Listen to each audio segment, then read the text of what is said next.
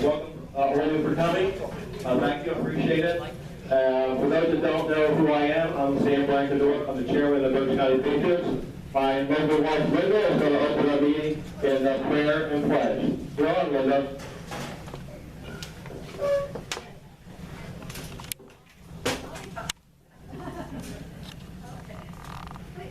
Can we all rise?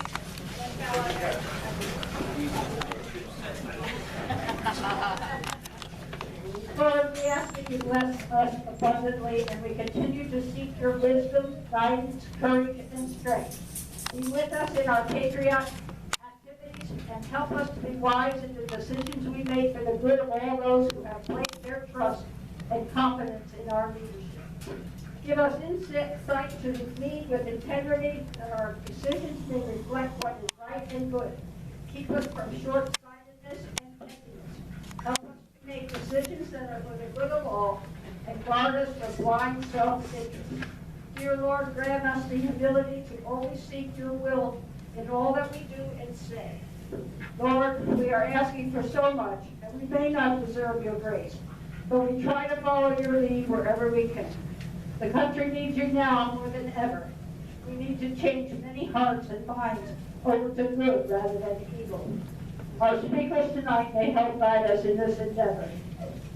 Father God, please bless this country, bless our president, and bless all those that follow your teachings. Thank you, Lord. Amen. Amen. Pledge allegiance to the flag of the United States of America and to the republic for which it stands, one nation, under God, indivisible, with liberty and justice for all.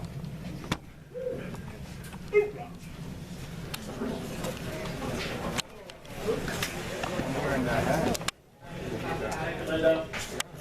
Welcome again, folks. First of all, I want to apologize about the location. It was not within our control. There was a last-minute change that had to be scheduled. Next month, we will be out of Lawrence area down further.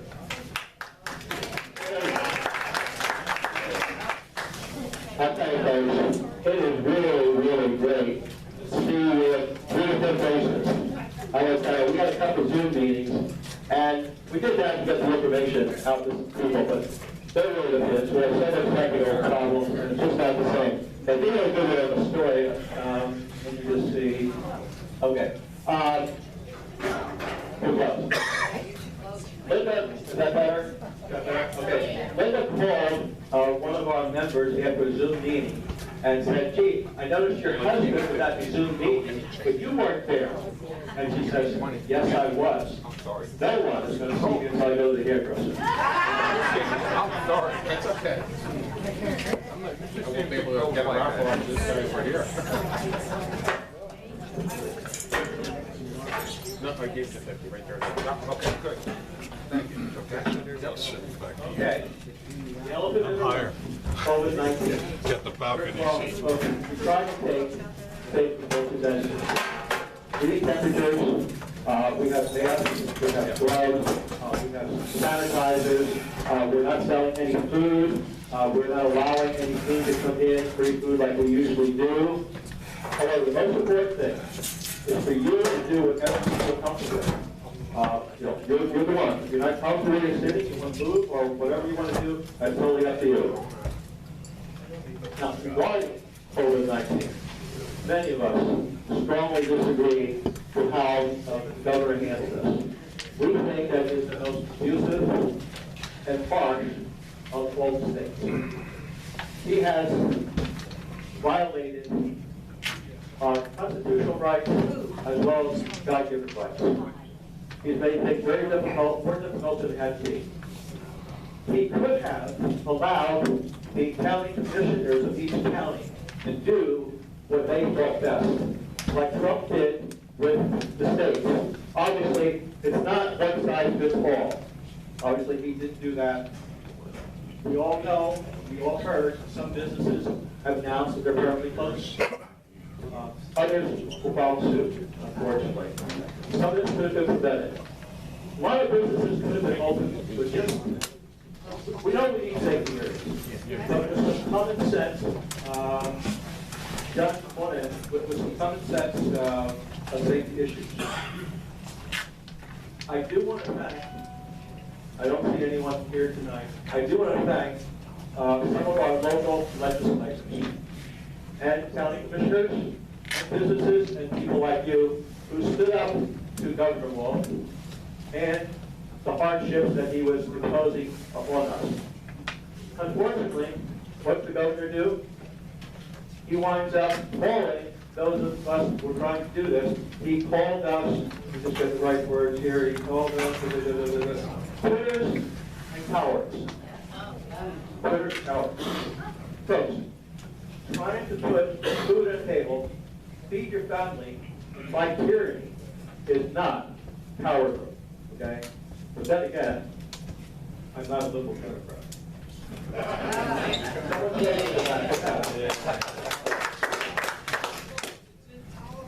Yeah, it's really loud. It's really loud, Sam. John, where's John? Right here. The person, turn down a little bit.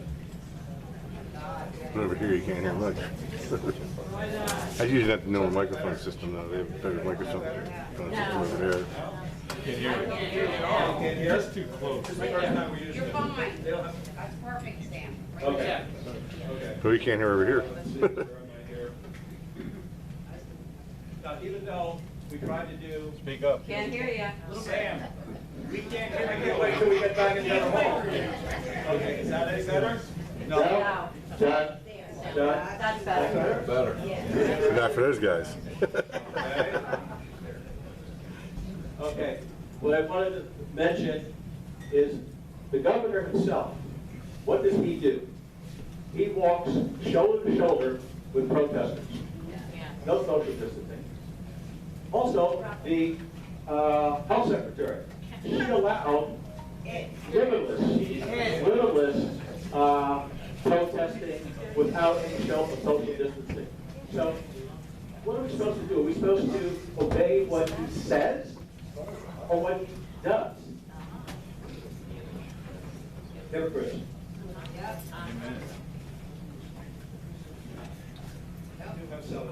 Okay. Okay, we're going to go into BCP business. First thing we're going to do is our gun raffle. I know that Joe and Steve have been chopping at the bit for months to try to get this taken care of. Steve is not here. Medical issue, and I certainly extend our prayers to him, and hopefully that does work out. Joe, you're up, kid.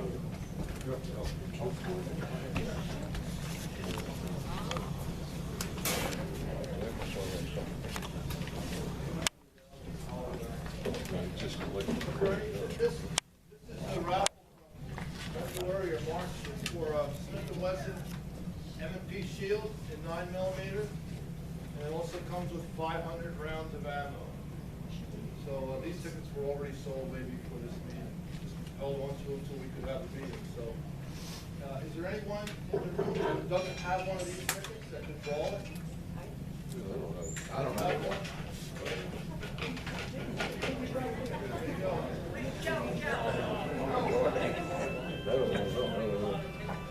They collected before the end or what?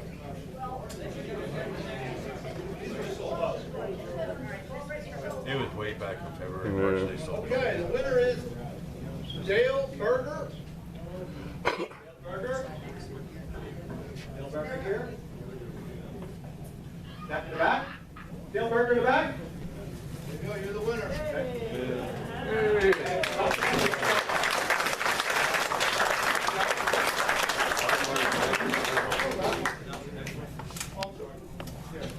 So the next one, for those of you that haven't seen it, it's another Smith & Wesson.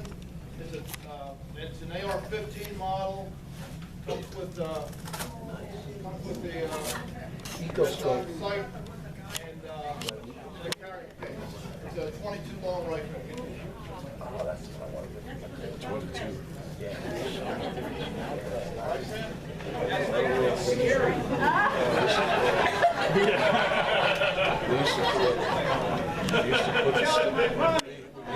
Where's your safe space at?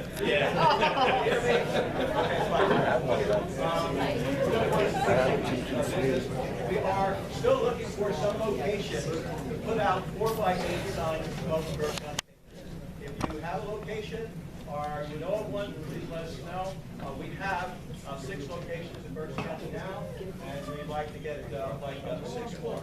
Now, if you do not have one of those locations, all of you, I'm sure, have faced. You buy tickets now? We bought these, we paid $5 for it. We want to get hundreds of these throughout Berks County. We're not going to have to pay $5. We just want a donation. Important thing to get these on property. So if you're interested in helping us do that, well, Berks County Patriots, get people here, get a little more influence, and try to get some of our agenda items taken care of. It's good to see someone who don't have your heart. Now, we got another raffle. We're going to have a 50-50 raffle at the end. Just a reminder, we use those raffles to try to help offset some of our costs. The only revenue we have is what happens at these meetings and some donations. So please, whatever you can do to help us, let's do it. Also, we have donations just around normally. We pass around, but under circumstances we're not. So they're just sitting around, so you could help us. Now, some of you volunteered to help the Berks County Patriots. You fill out applications somewhere. We didn't get to you because obviously things were very hectic. We weren't sure where we could put anybody and so forth. Now we're sort of getting back into the swing of things. You will have board members contacting you and see, what you can do for us and what you're willing to do. So that will happen within, next week or so. I want to update you on some of the things we've been involved with. On April 10th, we had a Good Friday rally. May 21st, 22nd, and 23rd, we were involved with placing flags on veterans' graves at Forest Hills. I'm going to ask Steve to mention this a little bit, but I'll just tell you. The governor would not allow any flags to be reduced and shown. So Joe, back here, and Steve, who's not with us, took it on their own to purchase 500 flags to put out. Well, somehow, pressure got to the governor, and he wound up relinquishing. Joe, what was the company that he allowed the flags to come from? It was down in Gilbertsville. Gilbertsville, okay. Anyway, the company in Gilbertsville. He wound up getting over 7,000 flags, Joe? What's that? Over 7,000 flags? 7,000 flags, yes. We had it scheduled to put them out on Thursday, Friday, and Saturday. This is Memorial Day weekend. At the end of Thursday, thanks to a lot of people in this book and others, every flag was out.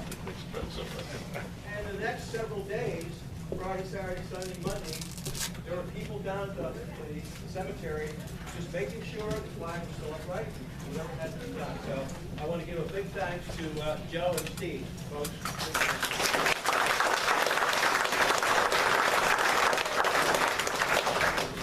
May 23rd, we had a Trump rally.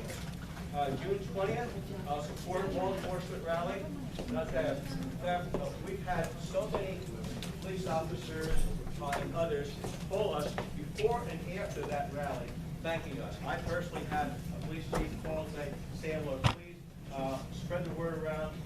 We thank you for what you guys are doing, and many of you participated in this. We really need this. This is going to give a shot in the arm to our police men and women. So, folks, it was the right thing to do, and we want to do more of those as well. June 26th, there was a Right to Life rally.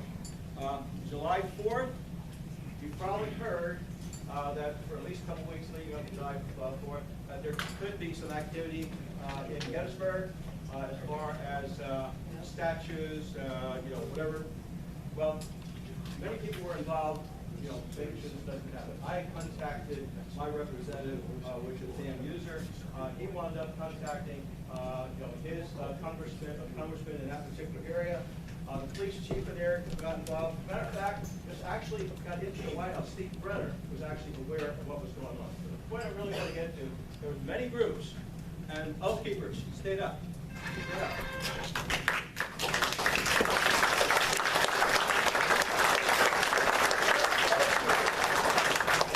There, and I want to, there's nothing tactical in this, so don't worry about this.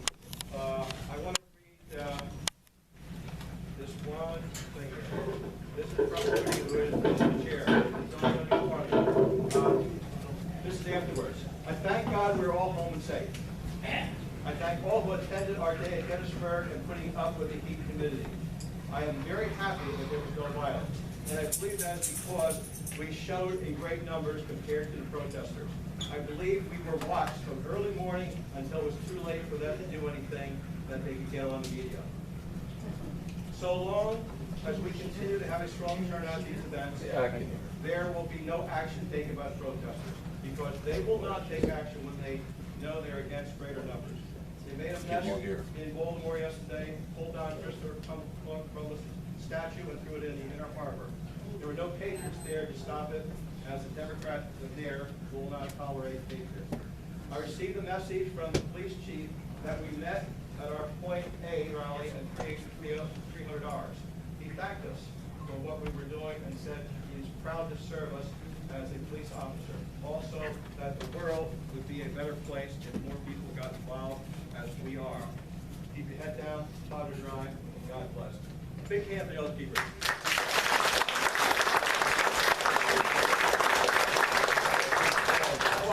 Even though I wasn't there and Linda wasn't there, I just want to tag on. Linda and I are both members of the Health Keepers as well, and several others that are in here. July 12th, Sam, Trump rally. they can't hear you back there and in the back. All right. Can you hear me? Okay? Okay, we'll try it. I'm just about done, so the rest of you go. July 12th, support Trump rally. And Helen, is it August 8th? Trump rally? August 8th, across the overpass of 422, right down from Kissinger's Church on Berkshire Boulevard, right in back of the shops at Missing. Do you know where I mean? Yeah. Okay? And we had a great turnout last weekend, and non-stop honks. We had a couple of, we love to talk about fingers. But anyway, Number one. but it was great, okay? So come on out on the 8th of August, Saturday the 8th. 12 to 1. We stick to 12 to 1. Oh, okay. We get there, put up everything by 11 o'clock, and then we go until 1. Support the police or Trump rally? We did do a support the police one the month before. And at this particular Trump rally, we did have the blue line flags up too. Yeah, what's this one for August? It's a Trump rally, but we will still have blue line flags up there, okay? And folks, on these rallies, Helen and Donna Merritt run these rallies. So let's give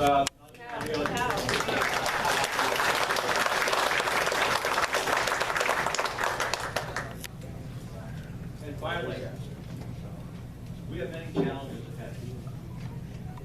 Our country is in turmoil. The presidency is being attacked from all quarters. Our country is divided more than it's been at any time since the Civil War. For those of us that believe in the Constitution, the flag, and what our founding fathers espoused, need to unite and do our part.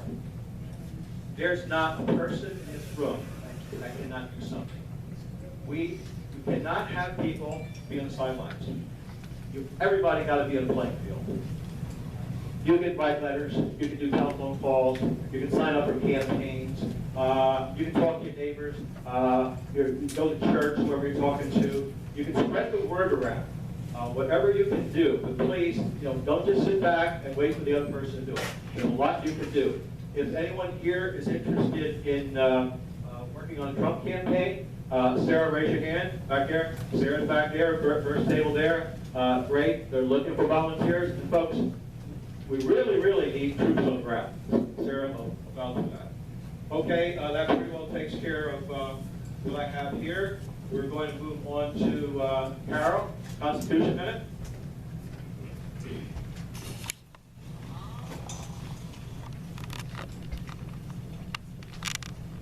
I hope they don't boo you. Okay, I'll try. It is so great to be back. It is so great to see all of you. I am just excited.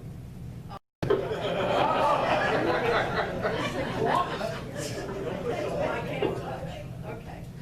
First Amendment. Congress shall make no law respecting an established prohibiting the free exercise thereof, or abridging the freedom of speech or of the press, or the right of the people peaceably to assemble and to petition the government for redress of grievances. I think they did a lot of things that were not legal. And I don't think they could keep you from going to your church. But we just folded up and we did what they told us. I have been thinking about this, and I have a theory. I think we were trained to do this. Do you remember the Boston Marathon? When those two brothers set off those pressure cooker bombs. And so they didn't catch them right away. And what did they do? They told the people of Boston to stay in their homes. And the people of Boston did that. Think about it. How does staying in your home help them to catch the criminal? What does that have? But the people very dutifully did that because they were asked. Then I want you to remember up in the Poconos when the guy shot the state trooper? Again, they told the people to stay in their homes. How does that help you catch the criminal if you stay in your home? What if you're staying in your home and he comes and breaks into your home and takes you hostage, makes you feed him, give him clothing, etc., and nobody will ever know because we're all staying in our home. Nobody's going to notice that there's something wrong over at your house because we're all staying in our homes. So this time, it wasn't a criminal, it was a virus. But by now, I think those were two test cases. If we tell the people to stay in their homes, will they do it? And they did it, and so they shut the whole country down. It's like training a dog. What a shame. What a shame. We should never do this again. I believe we should have never done it. They're going to try it in the fall. Is the virus a bad thing? Yes. Did people die? Yes. Think about it. If my son said this to me the other day, he said, Mom, do you think if we never had the virus, that all those people that died would still be alive today?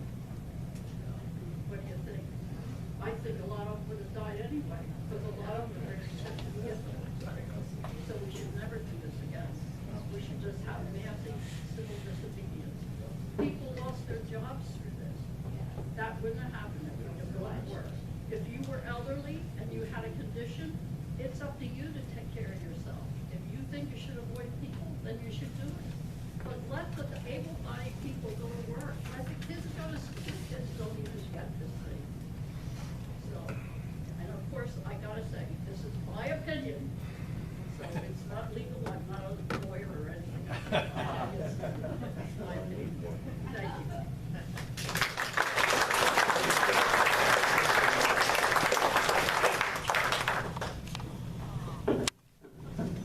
Okay, we have Sally Rath coming up for our Feel Good Minute. Sally? Thank you. Hi, everybody. I'm going in a totally different direction. No complaining, no nothing. This is a good thing. It was Easter, and the BART Electric Cooperative near Lexington, Virginia, got a phone call. And what it was, according to police reports, a truck hit and killed a black bear sow, estimated to be 6 or 7 years old, with 3 young cubs. So the cubs ran up a tree, and the people that lived there near there called the electric company to see if they could come out and get them down. So 2 men by the name of Skylar Merchant, an apprentice line worker at BART, and Travis Rodendenzer went out. They called their boss and said, "Can we do this?"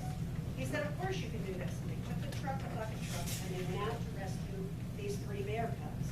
State troopers Nathan Combs and J.A. Paxton responded to the scene, and other area residents stayed with the bears and made sure that they kept track of where they were. They spent about 12 hours in the tree. The Merchant and Rodendenzer, the people from BART, they brought the truck out, and then they got stuck in the mud trying to go down the hill to get them. So a tow truck came out. They called a tow truck, and he came out, And they got the bears out of the tree. They went up and he said, I wasn't sure how to do this, so I thought I'll just grab them by the back of the neck like mom does. And it worked out great. They figured the bears were about 3.5 months old, and they took them to put them in a basket, and there was a wildlife biologist, Jamie Sadek, was there. She took the young ones to Waynesboro Center, which treats injured birds, mammals, reptiles, and amphibians. And the 3 cubs were all female, all between 5.5 and 6.5 pounds, and were in good health when they arrived at the center. They hope to return them to the wild in spring of 2021. They'll be in a group with 5 other cubs. You can go online and look them up at Critter Corner at the Wildlife Center.org. And they do have a critter family. Thank you for something. There you go.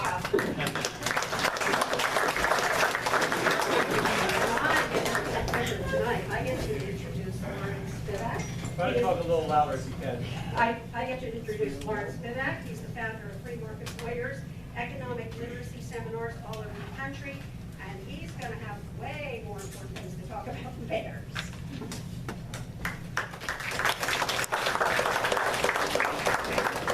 Well, thank you guys so much for having me. Great to be back again. And I speak to conservative groups from coast to coast, Maine to San Diego, Miami to Seattle. Seattle gets a little rough sometimes. And I speak about the issues of our time and how they relate to economics. What I want to talk to you about today, however, tonight, is the left. A lot of people have observed that our country seems more divided than it's ever been, and that's probably true. It's not our fault. I was celebrating just last year the 35th anniversary of the first vote I ever cast. It was for Ronald Reagan.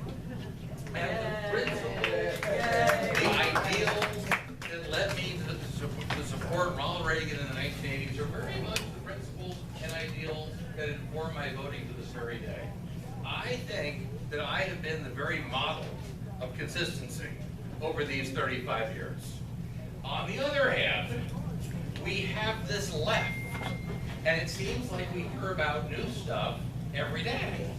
It's the Green New Deal, it's democratic socialism, it's white privilege, and I don't think poor Walter Mondale back in 1984 heard any of this stuff. So the question I like to address is, what is it? What is the left actually about? And the most basic question is, we keep hearing about the policies. What are the principles behind the policies? It's a very important question, and a very easy one actually. It's my easiest question of the night, because there aren't any. The first thing that you need to understand about the left is that they do not have principles. Okay? And that's not a one-liner, it's an actual fact. And let's take a moment and define what a principle is. Because a principle is not the same thing as a belief, right? There's an old joke, everybody has to believe something. I believe I'll have another beer. And that may be what you believe, but it's not a principle. Because principles are things that apply to everybody all the time. That's what makes them a principle. Okay? Would you like an example? The 10 Commandments are principles. Why? Because they apply to everybody all the time. They're thousands of years old, and yet they're as relevant as they ever were. You don't know anybody who's exempt, and neither do I. That's the very definition of a principle. The left does not have principles. There is nothing that they believe that's in a principled way. So, for example, a lot of people are fascinated when they find out that the modern American left, the university left, began on the college campuses in the mid-60s as a free speech movement. And it's really interesting because those very same people grew up and now they run the colleges and now they're completely against free speech. American universities are the least free speechy place you're going to find. Well, which is it? Are they for free speech or are they against free speech? And to ask the question is to betray your ignorance of the left. The answer is they're for free speech when it's their speech, and they're against free speech when it's anybody else's speech, because free speech was never a principle for the left, it was a tactic. You know what a tactic is, right? It's something that you use when it serves your immediate goal, and then you throw it out the window when you don't need it anymore. Okay? They have plenty of tactics, but no principles. You know what the latest trend on American universities is? Segregated dormitories for black students. In a recent survey, 42% of American universities said they offered segregated dormitories for black students. And 22% have segregated graduation ceremonies. I thought the left was against segregation. Didn't we go through this before? It seems like we've been down this road once before, and I'm pretty sure they were against segregation. But it turns out that they were never against segregation. They were against other people's segregation. When it's their segregation, now it's a good thing because there are no principles in this at all. And then usually someone says to me, well, they're really into the environment. Maybe there's a principle we can fish out of there. So let's give it a try. If I understand my left-wing friends correctly, the greatest threat to our country and the world is not the budget deficit or Islamic terrorism or something like that. No, it's carbon dioxide. Of the kind you're exhaling right now. That's the greatest threat to the world. So I asked myself, what increases a person's carbon footprint, which is what they would not want, right? They want to decrease the carbon footprint. What increases it? Do you know the biggest thing you can do to increase an individual's carbon footprint, more than anything else, at least anything else reasonable, is you take them out of a third world country, like say Guatemala or Honduras, let's say, and you bring them to a first world country, like the United States, let's say. Their carbon footprint goes to the roof, goes up like 1,000%. And it's not hard to figure out why, because back in Honduras, they were riding around a burro and picking the potatoes or whatever they were doing. And then you bring the United States, there's planes and trains and automobiles and shopping malls and everything else, and their carbon footprint goes to the roof. That being the case, why don't the Democrats want to secure the southern border? Answer me that. And if you ask them, I'll tell you what they'll say, is they'll say, the children, they're children, and they're dreamers, they're dreaming children, and that's why we can't. Well, no, that doesn't make any sense at all, because the world is going to end in 12 years. Have you not heard? In fact, I'm actually keeping count. We're down to 10.5 years. I marked it on my calendar. In 10.5 years, the world's going to be over. These children are not going to grow up. Their dreams are not going to come true. They're not going to have a future because the world's not going to be here. And in fact, the world is going to end sooner because you brought them to the United States and increased their carbon footprint than it would have ended had you left them in Honduras. Okay? Now, if you want to understand what this is really about, try this mental exercise. Supposing it was a well-known fact that when illegal immigrants come to the United States, and after a while they become legal or their kids become legal, and when that happens, let's imagine that it's a well-known fact that they all vote Republican. How do you think Chuck Schumer and Nancy Pelosi might react to that little fact? I'm picturing them on their hands and knees on the border laying bricks right now. That's what they're supposed to be doing, right? There are no principles here at all. These are all tactics. Did you know that Jesse Jackson used to be pro-life? And it makes sense because he's a minister, kind of, sort of. And then he ran for president, and the Democrats said, well, you can't be pro-life, and you got to be pro-choice. He said, oh, okay, so now I'm pro-choice. What else do you need? Okay. Bernie Sanders used to be anti-illegal immigration.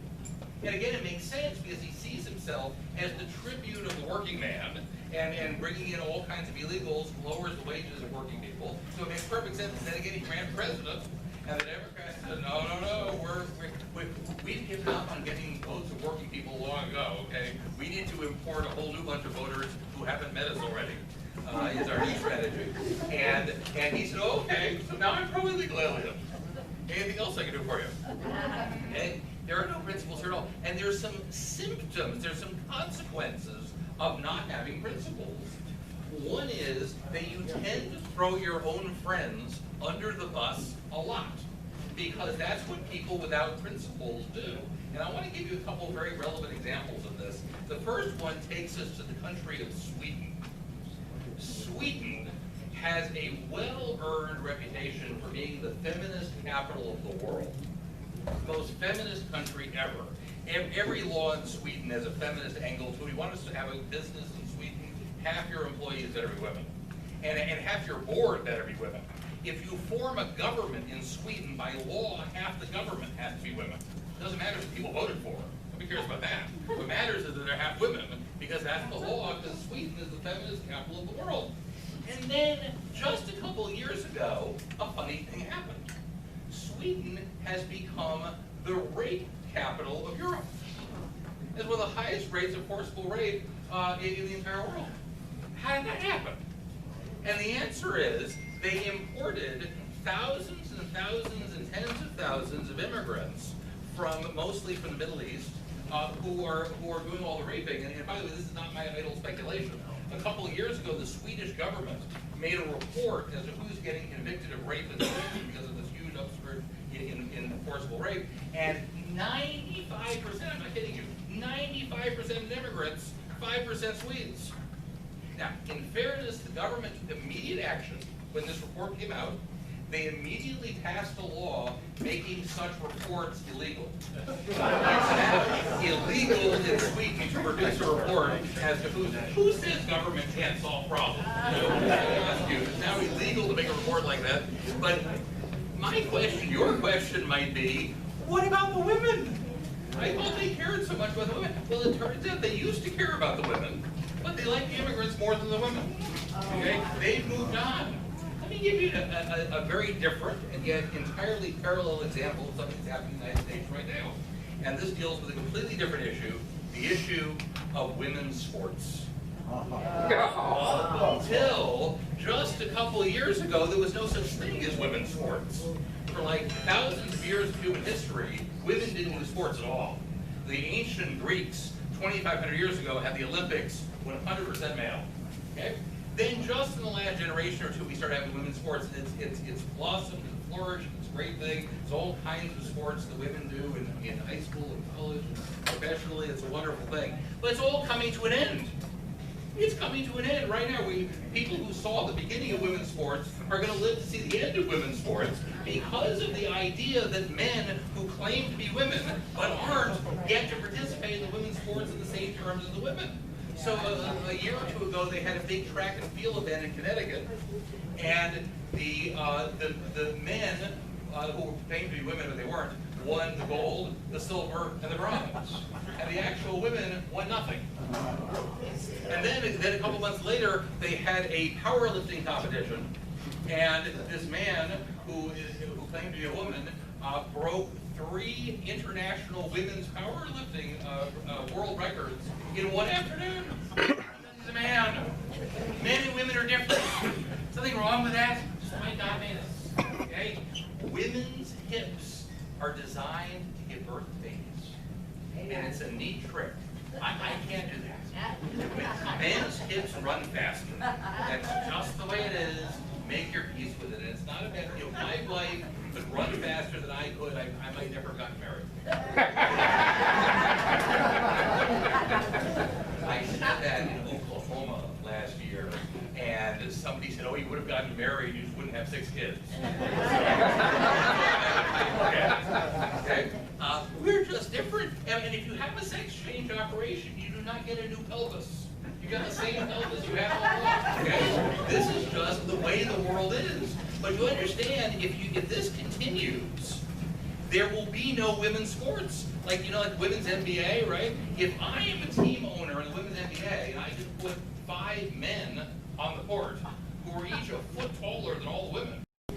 Okay? And if you think this is a fringe idea, they were trying to pass a law through Congress last year mandating that every sporting event in the United States of America follow these rules that anyone who says they're a woman is a woman. Okay? Every single Democrat except one in the Congress voted for it. They didn't have the Senate, so it didn't pass. But when they get the Senate, this is where it's going, and there'll be no more. Well, what about the women? Well, just like in Sweden, they like the Muslim immigrants more than they like the women. In here, they like the transgender people more than they like the women. Because the left is like the worst spouse ever. The minute somebody else comes along, they're like, bye-bye, honey, it's been great. And I'm moving on. I found someone else, and on we go. They will throw the transgender people and the Muslims under the bus soon enough when they come up with somebody else they like better than that. Okay? This is just part of being the left and not having principles. And then some people say to me, well, socialism. Socialism, is that a principle? Well, let's take a look at what socialism actually means. Because frankly, it doesn't mean much. The word socialism essentially means just this. Somebody has a vision. A vision about your life. Yeah. They have a vision of what your life ought to be like. That's the first half of socialism right there. Okay? And the second half is they believe that because they have the vision gives them the moral authority to impose their vision on you, even though you don't share the vision. That's it. Why is Bernie Sanders a socialist? Because he's got a vision for your life. He has a vision of what your life should be like. And he believes that he's entitled to use the power of government to shove that vision down your throat, even though it's not your vision. Because he's the visionary. You know who else was a socialist? Hitler was a socialist. He was the head of the National Socialist German Workers' Party. What made Hitler a socialist? He had a vision. Did he not? Okay, you want to argue with me on that? He had a vision of what everyone else's life ought to be like. And he believed that he was entitled to use the force of government to force that vision on people who did not share it. Is that not so?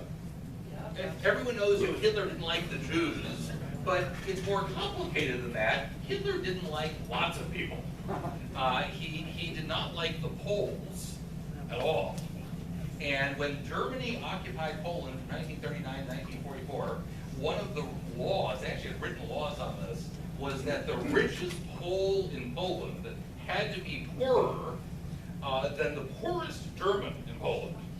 The Germans all had to be up here, the Poles all had to be here, because that's social justice Hitler style. That was his honestly held vision as to what was right and fair and justified. He liked the Russians even less. Really hated the Russians.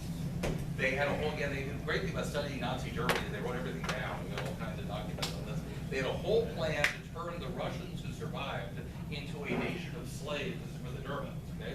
So the Russians were going to get a really minimal education just so they could know enough to follow the orders of their German masters. And so the Germans were going to be here, and the Poles were going to be here, and the Russians were going to be here, and the Jews, you like least of all, were going to be like under the ground because they were going to kill them. And that's Hitler's vision. And I want to be very clear here, I'm not saying that Bernie Sanders and Hitler have the same vision. They do not. I am well aware that Senator Sanders is Jewish. I'm sure he doesn't share Hitler's racial vision. But that's not the point. What they share is the belief that they are entitled to impose that vision on people who don't share it. And if Bernie Sanders were here with us tonight, what would he say about what I just said? I'll tell you exactly what he'd say. He'd say Hitler's vision was bad, and my vision was good. And that's fair enough. What if Hitler were with us here tonight? He'd say, well, Bernie Sanders' vision is bad, and my vision is good. And I want to welcome you to the world of socialism, because that is what it's about. It's about whether you and your children and your children's children and their children will spend the rest of eternity living their lives at the whim of whatever socialist ends up on the top of the socialist pig pile at the end of the day. The minute the socialists win, they will start fighting each other because they don't have any principles. Okay? It's all about who gets to be on top and forth everyone around, and someone ends up on top of the pile and they get to boss everybody in the country around. That's it. That is the entire vision. There's nothing else. So I know we're tight on time. I want to take a minute or two and tell you really quickly about a couple of the principles that we need to keep in mind as we move forward at this point. If you're with me so far, you understand that this is not a battle between our principles and their principles, because they don't have principles. So it can't be. This is a battle in our country today between whether we want a society based on principles or a society with no principles at all. You want to know what happens when you have a society with no principles at all? It's ruled by force and nothing else. Whoever has the biggest stick to beat everyone else down with wins. And that's all you're left with, and that's what we're careening toward at an alarming speed. So I want to point out just a couple principles that we should keep in mind. They're never going to show up in the voting booth when you're voting, but that's what's behind it all. The first one I already mentioned is the principle of free speech. Free speech has never been so endangered as in the United States as it is today. And there are several signs of that. One is that when I was a kid, lots of countries had free speech. Countries like us, Western, English-speaking, European-type countries, Canada, Britain, Australia, West Germany, France, they all had free speech. Today, none of them do. Free speech is dead in every single major country in the world except the United States. We are the last holdout on free speech, and the left is desperate to end free speech in the United States. Okay? And I've been watching politics for my entire life. I know that when the Republicans come in, they cut taxes, and the Democrats come in, they raise taxes, and the Republicans will cut them the next time, and it goes up and down. My entire political experience, because you could be watching that tax rate bounce up and down with who won the last election. It's not like that with free speech. When free speech is gone, it is gone. It'll be 1,000 years before there's free speech on this continent. And I want to tell you what killed it in all these other countries, not North Korea, not Mongolia. I'm talking about countries just like us. Okay? What killed it was the concept of hate speech. That some types of speech had to be made illegal because they're hateful. The people who wanted to end free speech said, we're going to get rid of the nice speech. You talk about nice, happy things. We're just going to get rid of the hate speech. You don't look like a hateful person to me. You won't miss that hate speech at all, will you?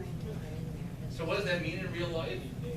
That means that if you're in Europe and the biggest political issue in Europe today, as it is immigration of millions and millions and millions of immigrants pouring into the third world. If you think that's a good idea, you can talk about that all you want. If you think it's a bad idea, that's hate speech, and it's illegal. They'll put you in jail. The British police just arrested a 12-year-old the other day for typing mean stuff on Twitter. Okay? They're arresting on average 12 people a day for things they write on the internet for expressing the wrong opinion. You can get up to 2 years in prison for that. In Canada, you can get 2 years in prison for if you have like a man in a dress and he says, I'm a woman, and you say, no, you're a man in a dress. That'll get you 2 years in prison in Canada. They're right next to us. Okay? This is what's happening all over the allegedly free world. The left is desperate to bring this here. We better get serious about fighting for it. The second principle I wanted to mention quickly was the concept of and what our Constitution is all about is principles, a concept of a principled judiciary, where we have equal protection of the law, and the same laws apply to everybody. They are desperate to end that also. My daughter is in law school in Pennsylvania. She's in law school, and I never went to law school, but we have a lot of shared interest. She sent me a couple months back a hour-long interview that Justice Scalia had given a number of years ago. And I was very happy to say, because I'm a huge fan of Justice Scalia. He was my favorite justice, brilliant guy. I was happy to hear this hour-long interview here. And it was YouTube, so it recommends something else afterwards. And it recommended an hour-long interview with Justice Ginsburg. And so I heard that too. I believe in free speech. I want to hear everyone say. And it was fascinating because I got to hear each of them ask a question that you would never ask the other. The question they asked Scalia was, do you ever not like your own decisions? Isn't a fascinating question to ask Justice Scalia. Do you ever not like your own decisions? And he says, yep, it happens all the time. Because when you're a judge, you're sitting in the middle here, and you got some people at this table, and some people at this table, and they're against each other. And you kind of like the people at this table. These are kind of like nice, cool people. I can be friends with these people. These guys over here, not so much. I don't like these people over here at this table. But you know what? The Constitution's on their side. And it's not my job as a judge to tell you who I like and who I don't like. It's my job to apply the Constitution as fairly and impartially as I can in every single case, and it happens all the time that people I don't particularly like benefit from my decision. He said, if you can't deal with that, don't be a judge. You'd be crazy to ask Ginsburg that question. No one's ever asked Ginsburg that question. No one ever will, because the minute you walked into the courtroom, she's already decided which side she's on. Okay? She's always on the same side. She sees her job as a judge of figuring out a way to explain why, once again, the Constitution happened to land on the side of the people she was on their side to begin with. Right. And don't get it, sometimes that's hard. It's not always easy to come up with convoluted reasoning why the Constitution always lands on the side of the people I'm rooting for anyhow. Okay? Completely different concept of judgeship. It's a very important point. We have way more to fear from their judges than they have to fear from our judges, because our judges just want to apply the Constitution. Their judges make stuff up so that their side wins. It's a completely different ballgame. And a quick additional point, because there have been a number of Supreme Court rulings recently that I'm not particularly fond of, and you're probably not fond of either, but I want to tell you something. The real reason behind that, in my opinion, is that a 5-4 conservative majority isn't really enough, because the 4 leftists on the court will always tend to vote like a block, because they're just, that's the side and that's it. The 5 conservatives actually think stuff through and occasionally come out with different opinions from each other. They're much more likely to end up on different sides because they're honestly trying to apply the Constitution, as opposed to the leftists who just toe the line.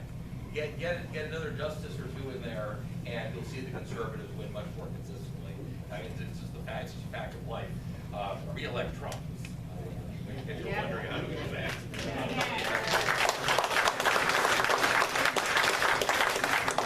And how are we doing for time? Okay, the final principle I want to mention really, really quickly is capitalism itself. Because one of the things that annoys me about Americans today, people seem to have gotten into their head that there's 87 different economic systems that our country could have and what we can choose from. And I talk to people all the time, we're like, I like economic system number 42.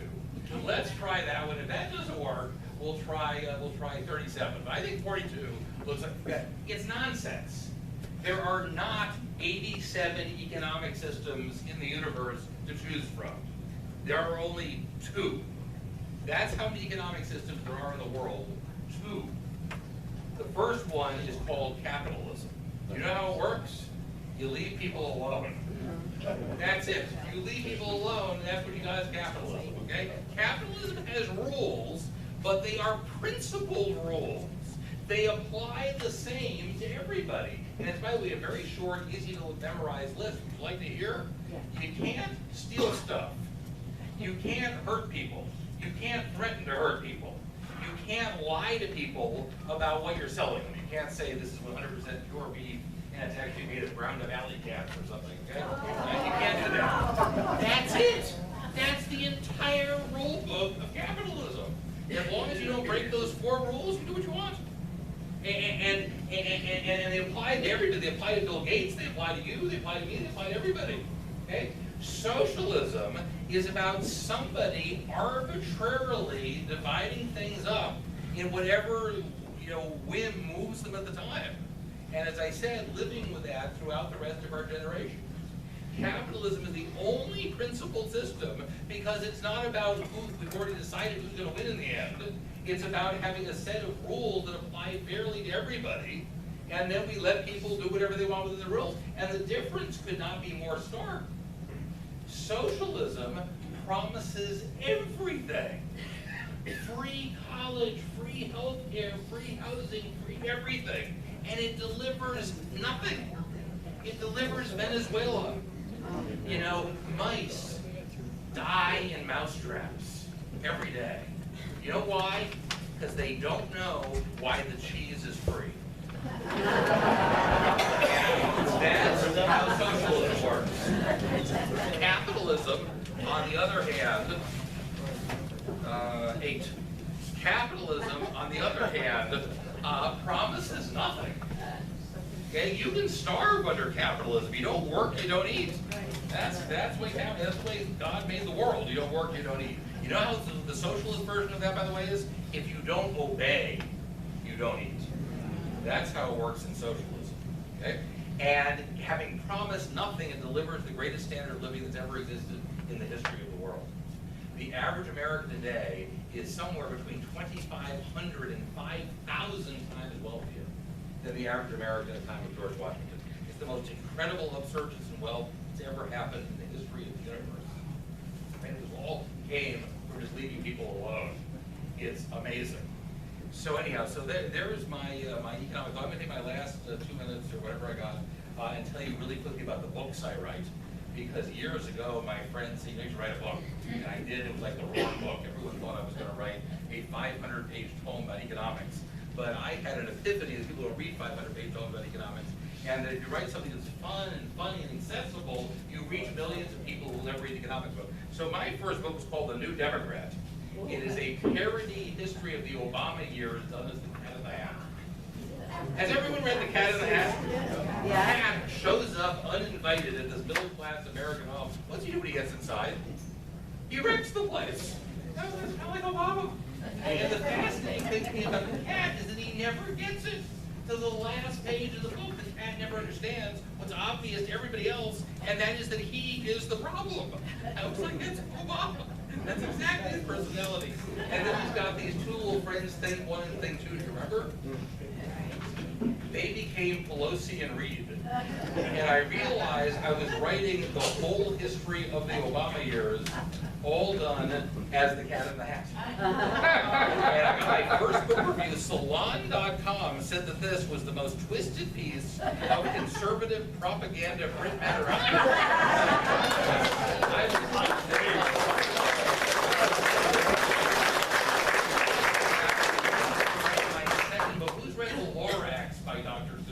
Dr. Seuss was a huge leftist. He fills his children's books with socialist messages for your kids. And the Lorax was his environmentalist book. It's about an evil capitalist who cuts down trees and makes consumer goods. And we are taught that that is bad, bad, bad. He drives the trees to extinction. He wipes them out till they're extinct, there's no more trees, and then his factory promptly goes out of business because there's no more trees. And I read this to my kids, and I said, does that make sense to you? Do you think that capitalists destroy species that their business depends on? Do you think that Colonel Sanders is going to drive the chicken to extinction? Are you worried about that? Colonel Sanders will throw every last chicken into the fryer, and then they're extinct, we'll never see another chicken again? I think it's exactly the opposite. I think Colonel Sanders cares more about the survival of the chicken species than anybody on the planet, including the chickens. He's got billions wrapped up in this.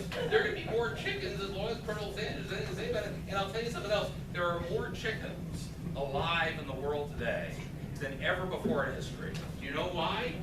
Because we like to eat them. The greatest thing that ever happens to a species is that human beings like to eat you.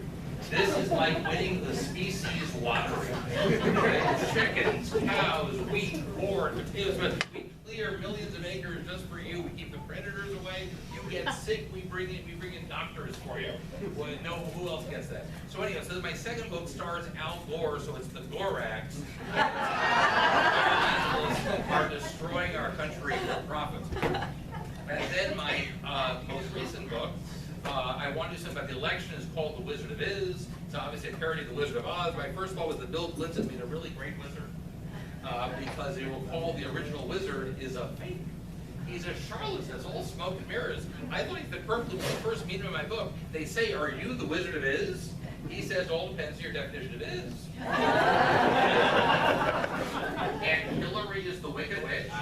I replaced him with a cowardly rhino. He suspects the Democrats are wrong, but he's too scared to do anything about it. And then finally, I just finished writing, it's not out yet, but if you're interested, you can pre-order it. My most recent book, it's not even out yet, is about Trump and the media. It's called To Think That I Saw It on CNN Live. And it's basically a parody of how the media has been dealing with Trump. And if you're interested in any of these, I'm set up at the very back table, right by the very back door back there, and I would be happy to show them to you. And if you have any questions, I'd be happy to chit-chat. And thank you so much for your time.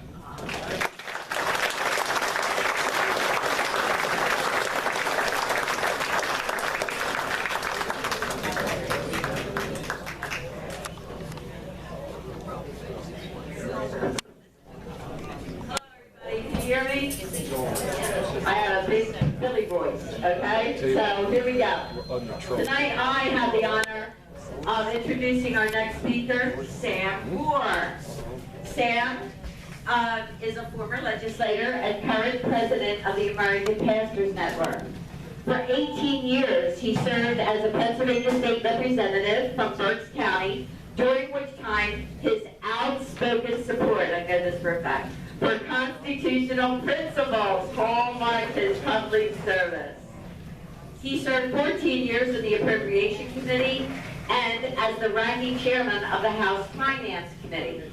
Sam also served 16 years on the House Education Committee, where he fought for parental rights. Go Sam. That was good. In 2009, Sam entered the race for Pennsylvania governor, and following the campaign, he assumed the position of the Pennsylvania State Director for Americans for Prosperity. He also ran for U.S. Senate in 2011, and in 2012 he was appointed president of the Pennsylvania Pastors Network, and soon after founded the American Pastors Network. This has now grown to 8 state chapters. Sam is a regular guest on national radio and TV programs.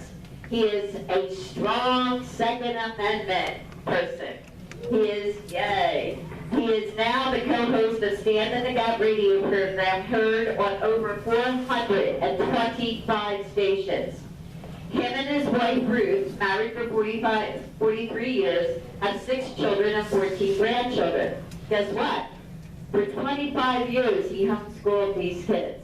All right, and they are both very pro-life and very traditional marriage. So welcome Sam Rohrer to the podium.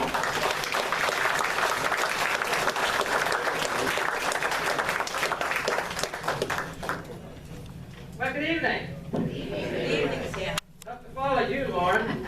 You make people laugh. I'm going to make them cry. Not really. But we have a lot of serious stuff to talk about. But Loren did a good job. Some big issues and make them very simple. But what he described, and Carol, what you referred to when you were up here, I'm going to get right to it. Because what we can talk about can take a whole lot longer than we have tonight. But we have some serious things to deal with. We're in trouble in this country. I'm not going to spend a lot of time at all trying to prove that point because it's, like the founder said, pretty self-evident. Who would ever thought that in 5 months we would go into house arrest, businesses closed, schools shut, churches almost shuttered, and we still here right now are not free to go about as we really want. Who ever thought? Faster than I would have thought, but a lot's happening. And it's not all tied to the election, but the November election is a target date that's driving a lot of things along and has to factor into it. But nonetheless, when you see what happened, I'm going to go through exactly what happened because we're not here by accident.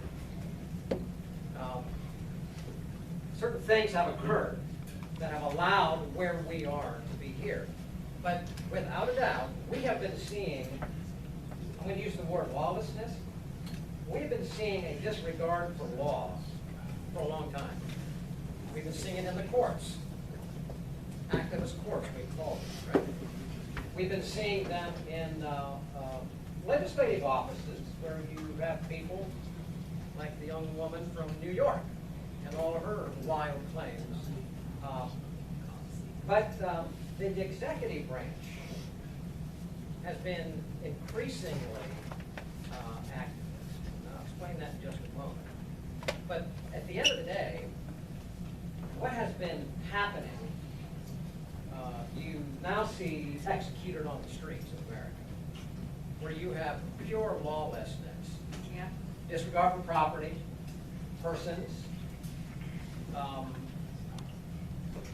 attacking police officers, killing some, and worse off, you have elected individuals from mayors, the governors, to others who condone them. That's lawlessness.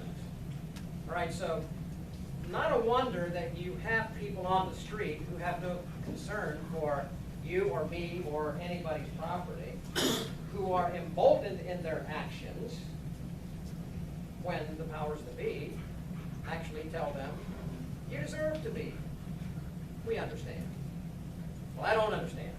And I mean, I do understand, but I don't agree. So we've got a problem with all of these things happening. And as I interface with people all across the country, and we're all the same. I mean, people are seeing it the same way. We say, what in the world is going on? And why isn't somebody standing up and actually taking some strong leadership and bringing justice to bear against those who violate your and my right and execute justice swiftly? You know, there's a proverb, talk about principles, there's a principle, there's a proverb in the Old Testament that says that if judgment or a sentence is not executed swiftly against those who break the law, it's actually set in the heart of the evildoer to do more harm. I changed that around a little bit, but you get the idea. That's what's happening. So the primary role of government being to enact justice, meaning protect those who uphold the law and punish those who break the law. If you turn that around, you end up having what you see now, where those who actually uphold the law are not the ones protected, and the lawbreaker actually at the top. We got an upside down system, but that's kind of where we are. Now the real issue is what do we do about it? And that's what I want to talk about a little bit this evening. We have a problem, but I like to look for some root cause. I go to a doctor. If you go in, you got a headache, and he just says, well, go home and take this aspirin. He may treat the symptom. You may lose your headache, but you may die the next week from a tumor in the brain. So it's very critical not to shape symptoms, to go to the root of the problem. When you properly identify the problem, then you can proceed to finding the right solution. We are in trouble in this country, by and large, and I would say this because we as a culture have discarded what we would term absolute truth, or unchanging truth. When a culture throws out the fact that some things are always right and some things are always wrong, as a culture, we've done that. It's really difficult for any sector of society to stand with any kind of a fixed conviction on anything that's right. So we see that happening today in medicine and the health standards. Certainly we've been seeing in education for a long time. The media is no longer objective. We know that. That's gone. The courts are activists. They don't interpret the law. They make the law. Executive branch are now the real problem in that they're making law and moving into the real problem of what we have, and I would submit that we are in the days of tyranny. I'm going to refine that, because the real key is who and how does a free nation like ours resist tyranny? Part of it comes from defining exactly what tyranny is. And then you can get on the path. That's what I like to do. So I'm going to try to go pretty fast. I've not tried to put this all together in this fashion in a simple presentation. So let me go quickly. Let's define tyranny. You can define a number of ways, but I'm going to go back to 1159. That's a long time ago. John Salisbury said tyranny is abuse of power entrusted by God to man.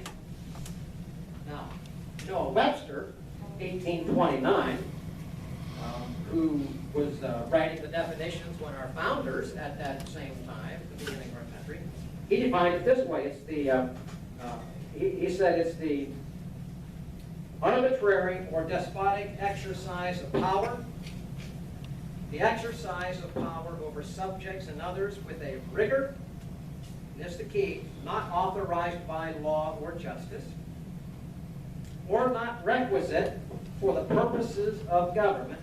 Praise those who do well, punish those who do evil. Hence, tyranny is often synonymous with cruelty and oppression. Right, now that's tyranny, right? We often talk about the rule of law, because the rule of law is tied in somewhat with understanding what tyranny is, because a tyranny is stepping outside the parameters of law. So what is the rule of law? Well, the rule of law is where the defined authorities in a nation or in a home or in a business, whatever it is, whatever the authority is, because if you're a parent, you are an authority. If you're a teacher in a classroom, you are an authority. If you're an employer, you are an authority. If you're a pastor, you are an authority. If you're in government, you're authority. Different jurisdictions. That makes sense? But they're all authority. That's key to understand. But anytime someone steps outside a defined law governing what they are to do, then it becomes a violation of the rule of law. So the rule of law is where there is a fixed, based on truth, law, action, the governing an action, limitations, you can think of as a fence. Fences that surround. So that when you step outside, you're abusing, and when you're inside, you are performing accordingly. Does that make sense? Okay, that's the rule of law. Now, the rule of law, by our founders, and it's also very key to understand, that the rule of law means that in a nation, in a family, in a society, we're going to talk nationally, we're going to talk state here in just a minute, understands that law is supreme. Now, there's some Latin words, means rex, or lex, put it this way. Lex, law, rex, king. Law above the king. Part of the problem with our founders, had the King of England, was that the king, at times, would say he was above the law. A dictator always says they are above the law, because for them, they are the law. A dad can be a tyrant in the home and say, I'm the law. I don't care what God says about how I treat my wife and my children, right? An employer can be that way and put his employees in the form of slavery, because he's above the law, right? So that's the idea. So the rule of law says law, which is definable, is above all. Above the king also, okay? Now, law and order, that's the other term I want to define. Law and order, we often refer to those terms. Law and order is actually the implementation of law. Predictable law that applies to everybody. When that is done, then you have order. So you have law, results in order. Sometimes we just say law and order as they go together, but it's law that's followed that produces order. So it's law and order. Okay? Now, what I just described right there, it's important to understand that what I just described is a particular worldview. It's how one looks at the world. I did not describe law above king, truth, unchanging. I did not describe Islam. I did not describe Marxism. I did not describe socialism. I described Judeo-Christian. And that's what we have in this nation. Judeo-Christian worldview starts with understanding authority. And it's really key. Our founders had this in place. Authority under a Judeo-Christian worldview says that God is supreme authority. And then underneath him, he created the individual, the home, the church, and civil government. God created them all. He created them all to work together with each other. And for government not to step inside the home and tell you where you had to educate your children, or what job you had to take, or if you could go to school or you could not go to school. That's not government job. And the home was not equipped to step in and tell the church what to do, and the church was there to equip the family and the individual, but not, is what I'm saying, it's like fingers in a glove. God made them that way. So when they function, not all squiggled up together, but distinct and a part of a hand, it works like a hand and a glove, right? That's the way authority works. That's what our founders understood. That's distinctively Judeo-Christian, because that gives you a definition of purpose. It establishes a ranking of authority. How many of you guys been in the military? Can you imagine being in the military if you didn't know who was in charge? Privates ran everything, and the generals, they didn't, what they said nobody listened to. That's the whole idea. You cannot function without defined authority.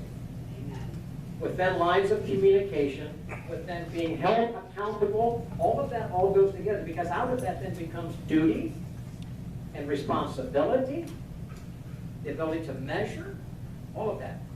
And also the ability to determine if somebody becomes a tyrant. Because you know when they step outside the line. Because you know what the lines are. The lines are drawn. And that's known. So, that brings us to where we are here today. We're sitting here today in a society that's less free than it was back before March 6th, when the governor declared the state of emergency here in Pennsylvania. We are less free than the Secretary of Health and Human Services at national level declared a health emergency in January 31st. But here, structurally, is how we got to where we are now. January 31st, the Secretary of Health and Human Services declared a public health emergency under 42 U.S.C. 242417.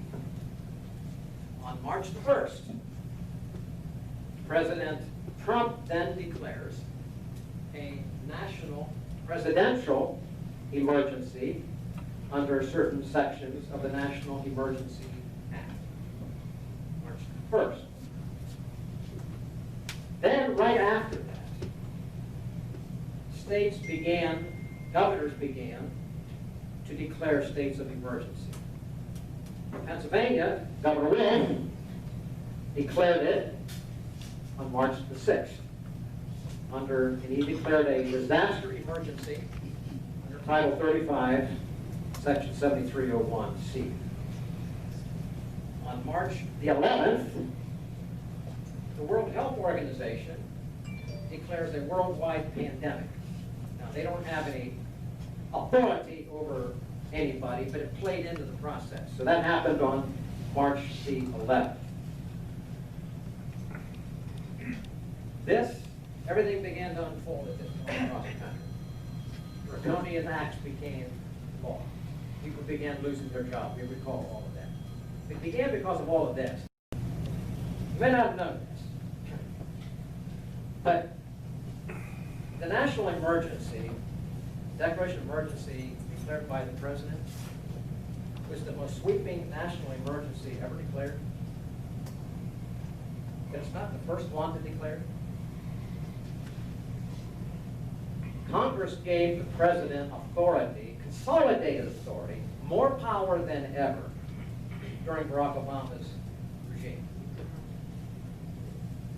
But it was there. And I'm not going to get into why I think that the president declared it, but he did. And when he did, life began to change. Because that opened the door for all the governors to take it and declare it. And when the president declared it, all the governors got $1 billion to spend. It was $52 billion automatically appropriated on the declaration. That went to the governor. It opens up the national purse. Anytime a national or emergency is declared, it opens up the flow of money. Governors love that. The executive branch loves to hand out money. So that began to happen all across the country. Different states are different ways. They have different limitations on what it is, but effectively mostly are the same. In the case of federal, unless the president closes down the emergency they declare, it stays open forever. You know that there are right now 33 open presidential emergencies declared by past presidents that have never been closed. Some govern the way we can use assets of Iran, as an example, and so forth. Some presidents open them and some they close. There are 34 that are open. Actually, 33. There's 33. 33 that are open. And every president who goes into office comes in with greater executive control than the ones before them, if they were not closed. And Congress has to close them, even though they do. I won't get into all. There's a lot of problems. It's a big abuse issue. On the state level, states have given the governors, the executive branch, the legislative branch, put it this way, has given the executive branch the authority to also declare emergencies under limited circumstances. Pennsylvania is one of them.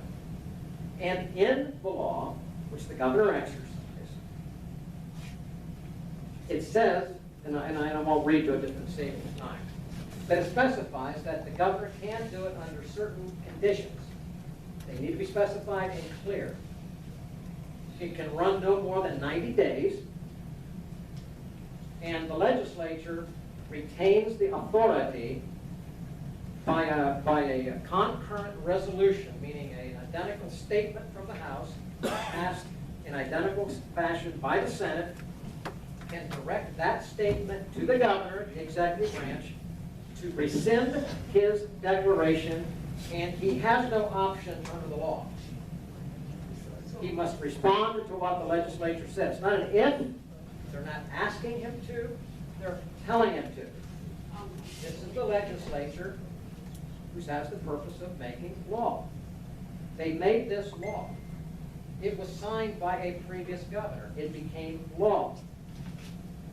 But the effectuation of it was, if this ever happens, and it goes more than 90 days, or even if it doesn't, the reasons for maybe doing it no longer any exist. For whatever reason, the legislature can say, stop it. The governor has to stop it. And that's what the law says. So the legislature here in Pennsylvania did the right thing. They're hearing from people. They're seeing what's happening to the economy. They can't answer the questions for how the governor is forcing people to stay at home and shutting down schools and destroying businesses. What do they say? We didn't do it.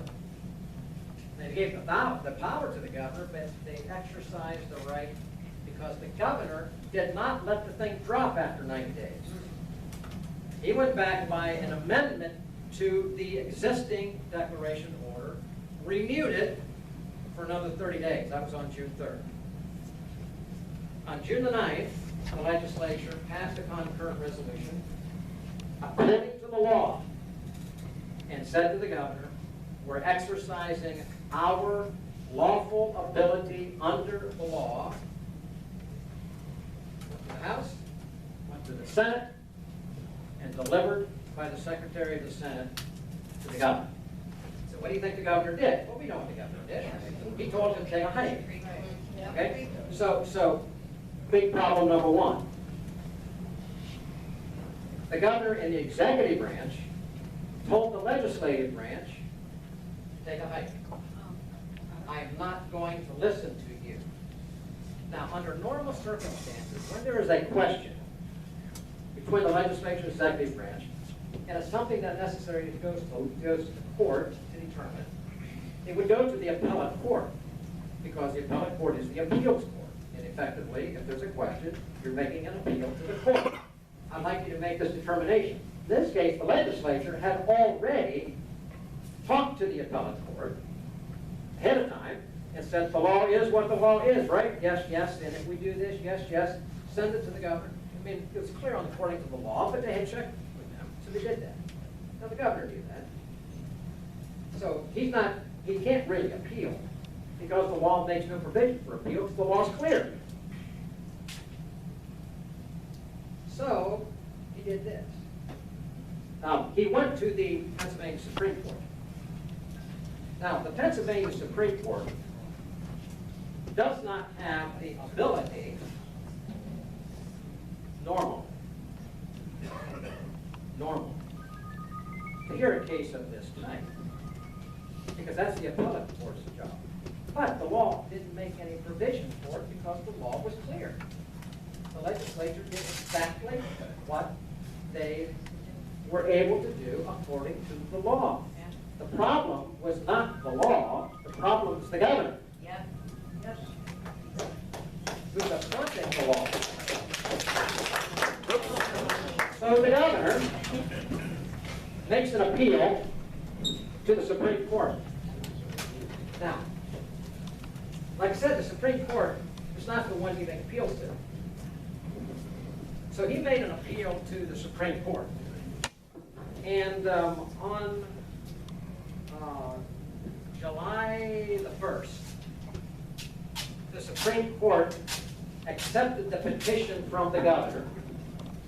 Basically said, help me in this matter, because I think that what I declared the emergency to be is too important to listen according to the law. And I want to listen to the legislature, so I need your help.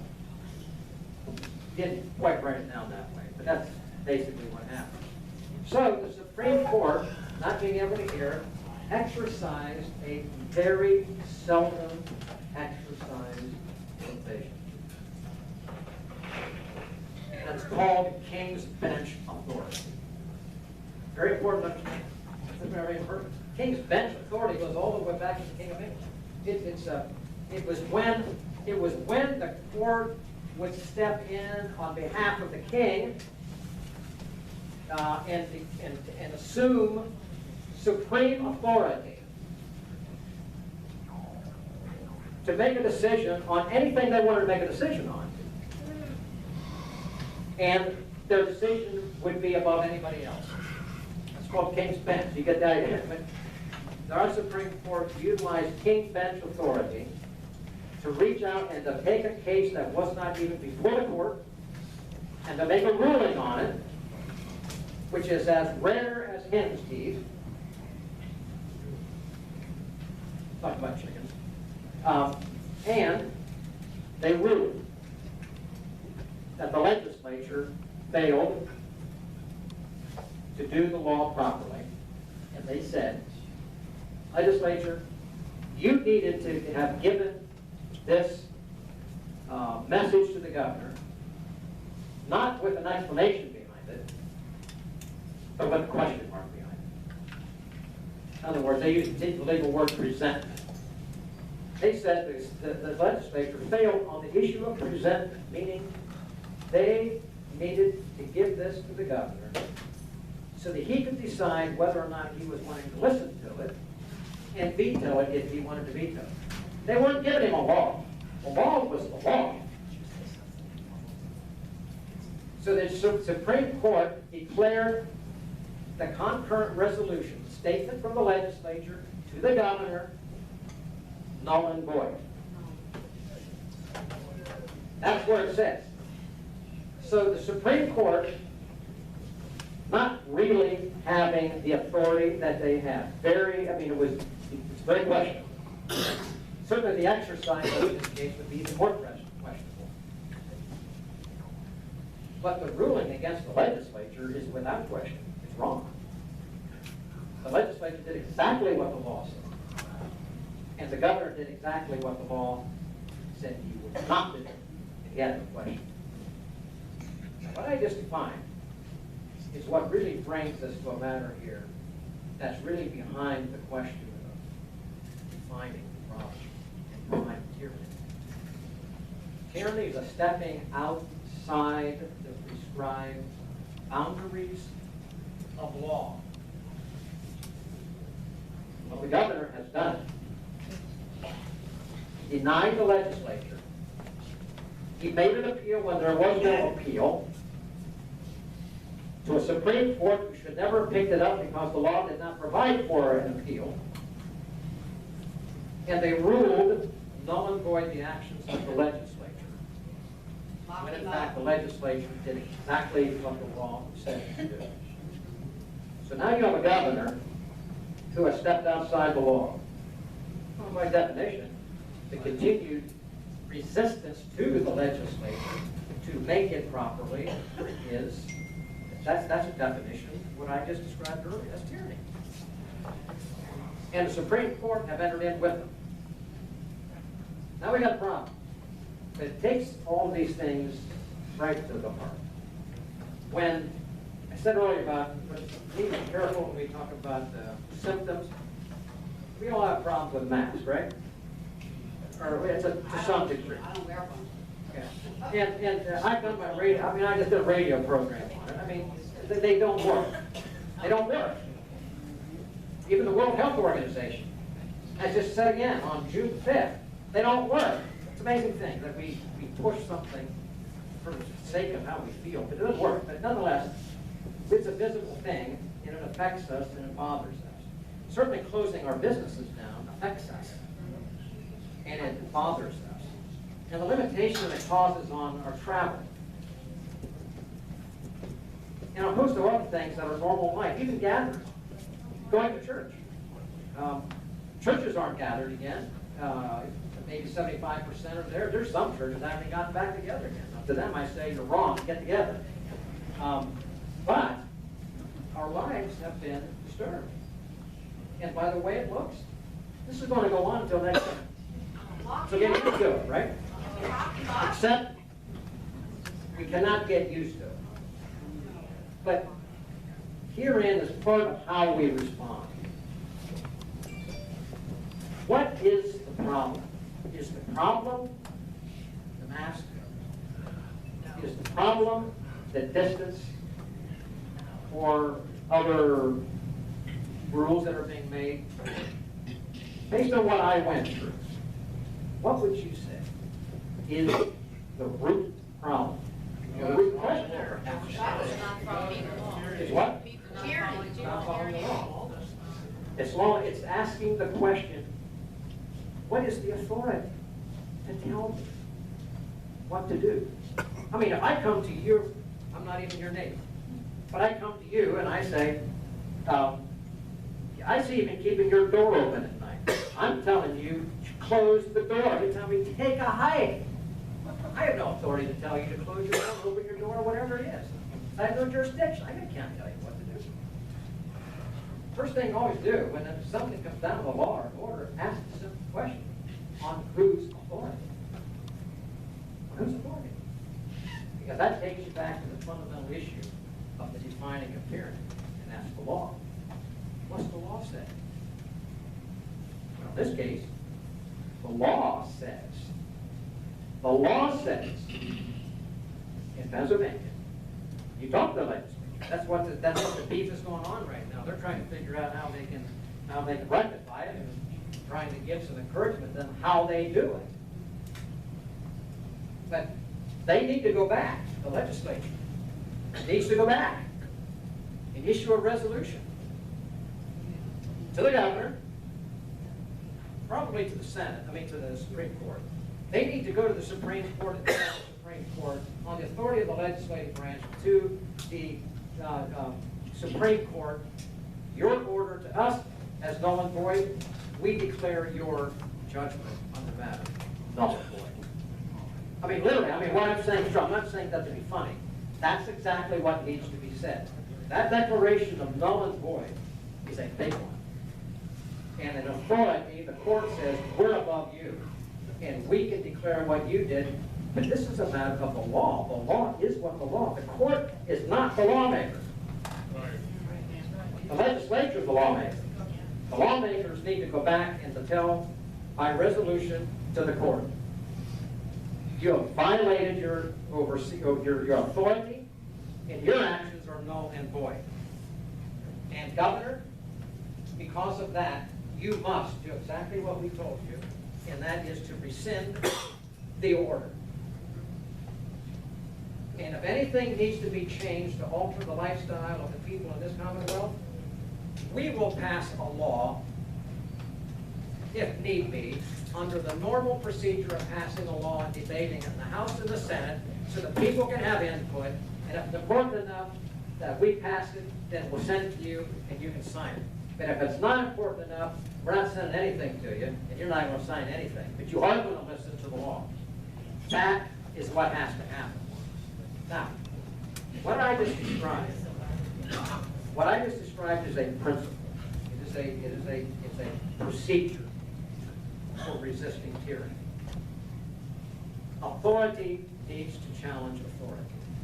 In our frame of government, the authority once way back was vested in the King of England. He was the judicial branch, he was the executive branch, and he made the law. He was the legislative branch. And that's part of the problem. Whenever you have that, you always have tyranny. By the very nature. That's what a dictator is. That's what totalitarians are. That's what tyrants are. They do what they want because they are the law, right? So our founders took and broke it up. And they broke up into 3 branches. And they put checks and balances in place. Why? Because, as William Penn said here in Pennsylvania, you cannot have a free republic. A government of a self-government, as William Penn here called it, a holy experiment, meaning people follow the law as given by God. That was the holy law. That was the 10 Commandments. That's what William Penn said.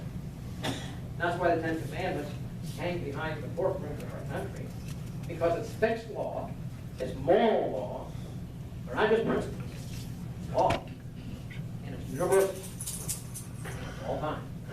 And the same God, Judeo-Christian, that defined the concept of authority and said individual, and church, and civil, family, said you ought to follow the same thing. And William Penn said here in Pennsylvania that we could not have this experiment in freedom unless the people, citizens, and those in office limited their actions according to the 10 Commandments of God.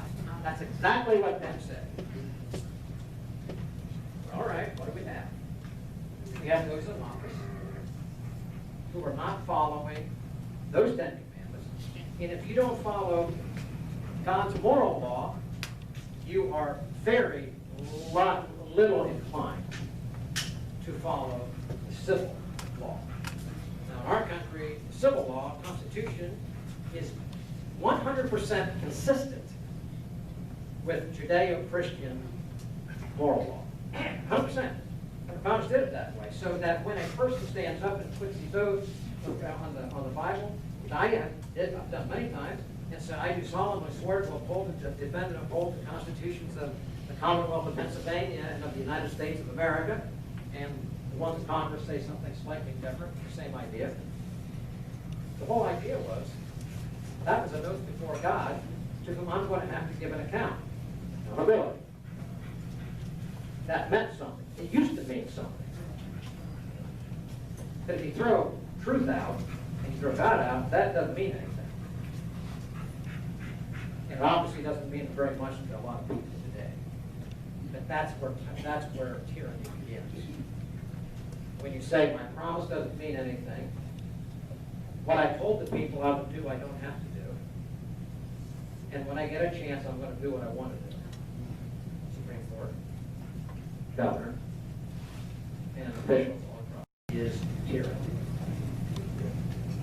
very, very critical. And let me see what time it So what are we gonna do about it? is. This is what you need to I do. mean, this is. It's the colleges. The colleges are training these people. And that's why they're not listening to the law. But. Yeah, that's what This part All right, let me see how much time it has, so I can wrap it up. Okay. This is what needs to happen. You need to encourage the legislature. Not encourage. Not encourage. It's Get their after people, them. they work for us. Kick them. Encourage and tell them.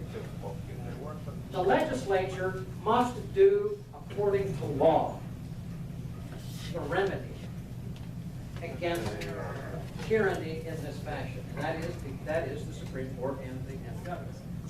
The Supreme Court and government quoting the government started. They backed him up. If the legislature, under the principle of resisting authority, if the proper authority does not resist where they can closest to home, it will force other things to happen. People doing things that are not in the best position to do so. The legislature has a prescription.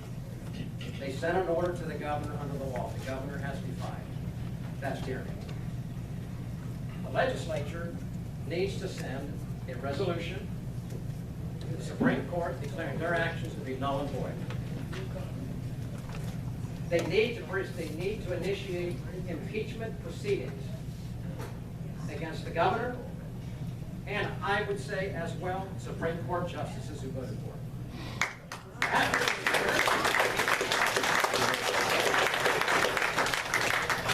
I'm not just saying that for emotion's sake.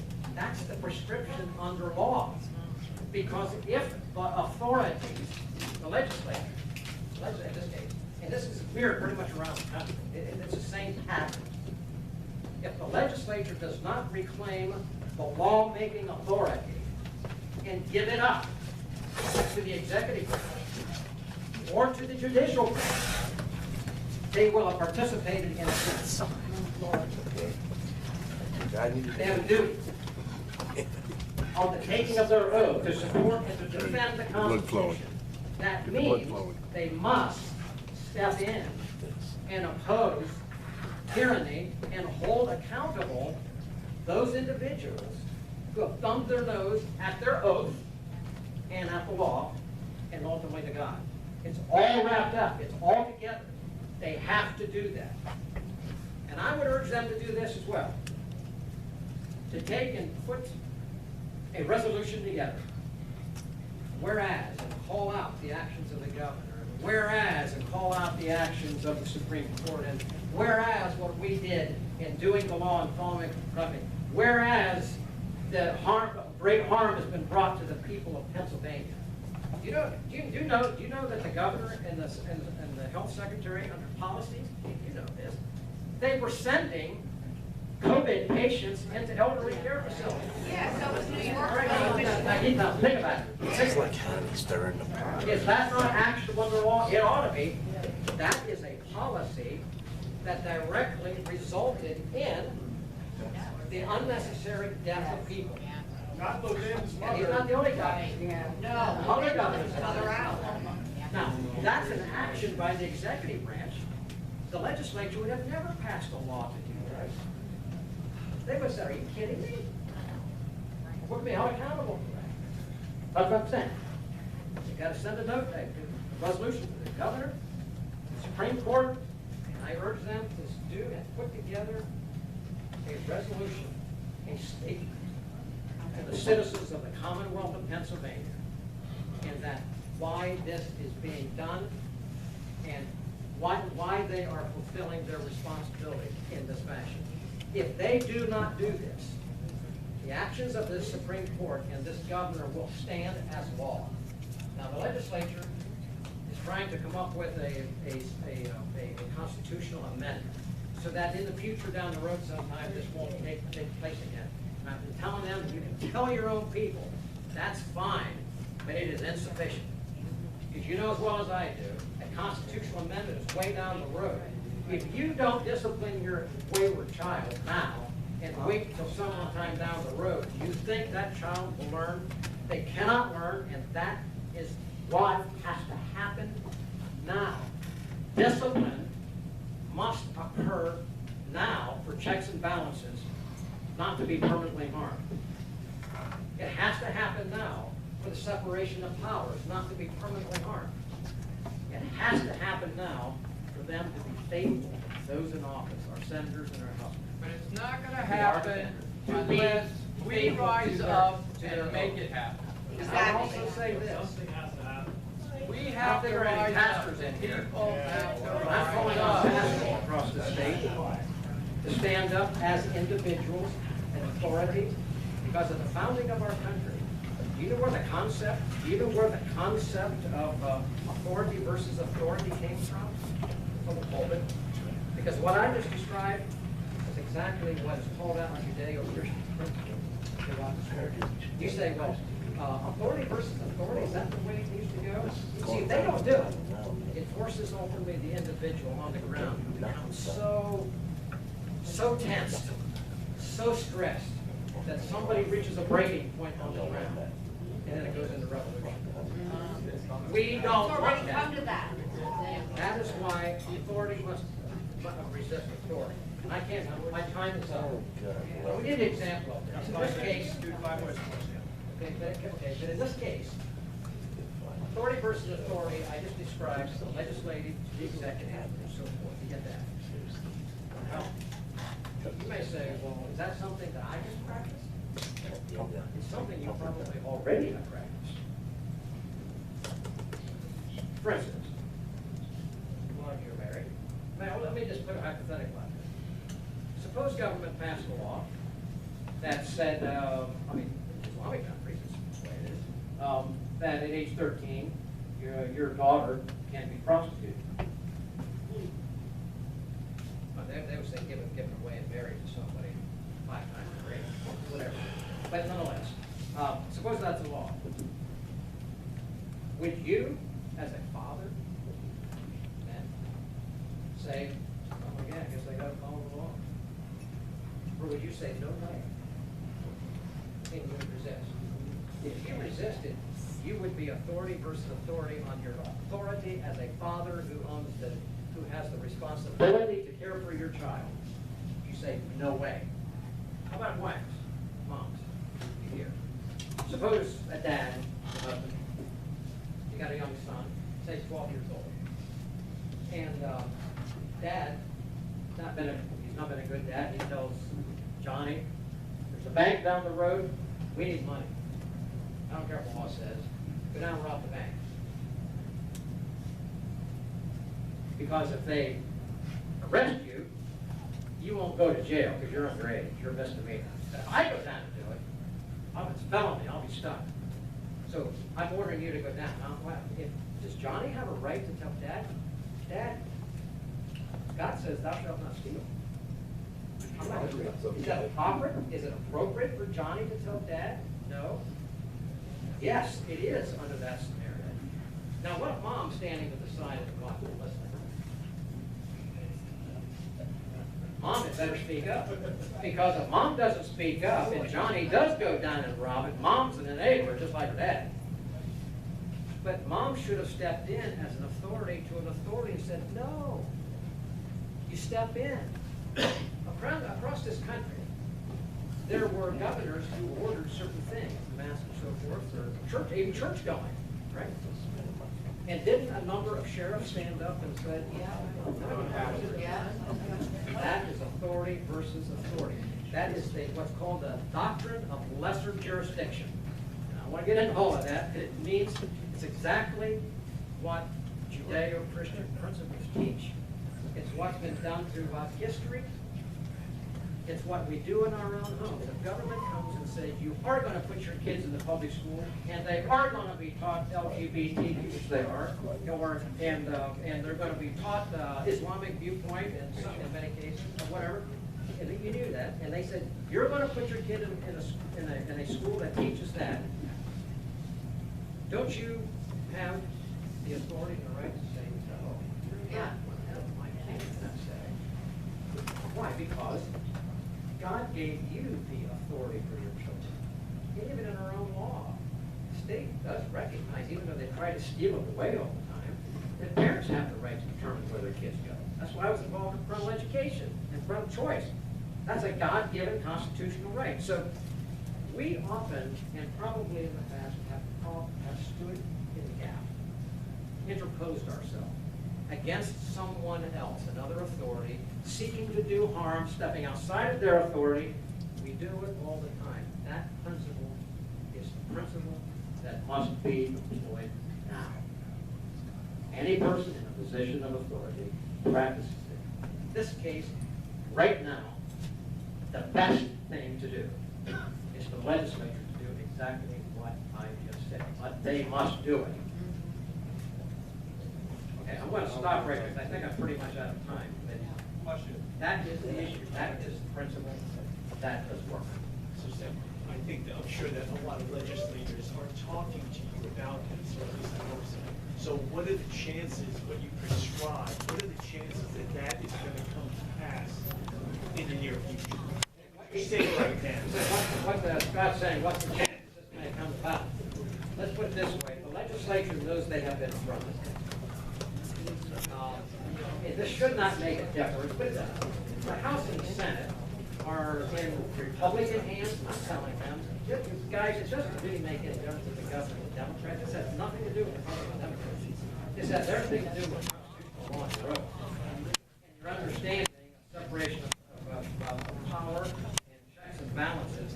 And very truly, if you do not exercise your authority now, you will go down in history as participating in tyranny that will forever steal the authority of this legislature. They do understand that. Many do. They need encouragement. They need urging. So I'm trying to do urge them. The constitutional amendment is fine. It's not enough. They've got to do what I just said. They've got to proceed on the road to impeachment. They must do it because that is, it's not a constitutional thing. Because it's going to commit a lot of people to a long, hard, unknown activity. That they know what the activity is. You've got to give the medicine for the disease. And right now, the greater concern of a virus is not COVID. It's the virus of lawlessness and tyranny. And it's got to be fixed by the people who have the solution. And that, right now, is the legislature here in Pennsylvania. Sam, that guy have a question?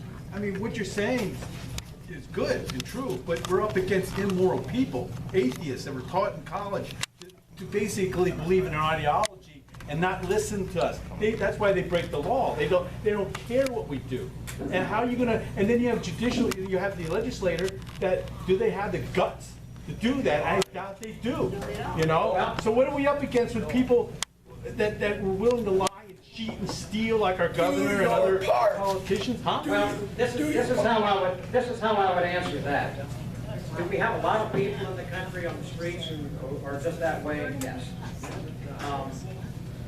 Do they respond though when justice is actually brought against them and the executive branch actually does their job and rounds them up and puts them in jail? Yeah, they do. This is not something I'm talking about Pennsylvania, but I explained the principle that goes across the country. When we as individuals don't understand authority and why it's so important in our own lives that we are choosing to do that which is right. And understand, not just doing what's right, but every one of us has an obligation to oppose that which is wrong, wherever we see it. We have that obligation.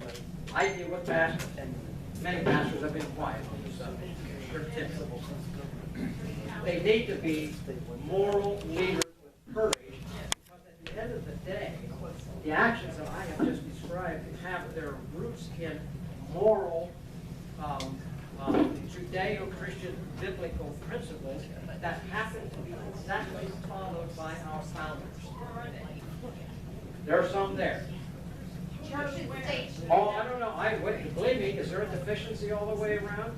Oh yeah, I agree. I mean, that's why I'm saying, I started this by saying we're in trouble. But when you're in trouble, you follow the procedures that are there, this specific thing as it relates to what this governor has done and this Supreme Court done, focus on what I'm talking about. The legislature is the key at this moment. They need to do what I said. We need to urge them to do what I just went through. And if they do that, you will see a turn in this country. It won't solve all the problems. It will just take us in the right direction. One more question. Yep. Let's go ahead. Well, let's give her majority. She is. Go ahead. We're stuck right now with the legislators that are in office and the Supreme Court justices in Pennsylvania that are sitting right now because they got elected. What we need to do, not just every 4 years when there's a presidential election, the off-year elections, when state judges are running, when legislators in Harrisburg are running, we have to hold them accountable, and if they're not going to do their job, we have to get them out. So we can't just go in November every year and vote. We have to get active, and everybody in this room cares. Let family, friends, co-workers know we have to act or it's all over. And that's exactly what you're saying is exactly the duty of every citizen. And you are totally correct. So we're done with all the talk we have for tonight. But you get the idea. We are in trouble. It must be responded to properly. And going out and just rebelling is not the answer. Doing it within the construct of authority is called out. It's the way it needs to be done. It's the way it can be done. And if it's not done, and you do have trouble, that kind of trouble we don't want the ones on the street. They do. Thank you very much.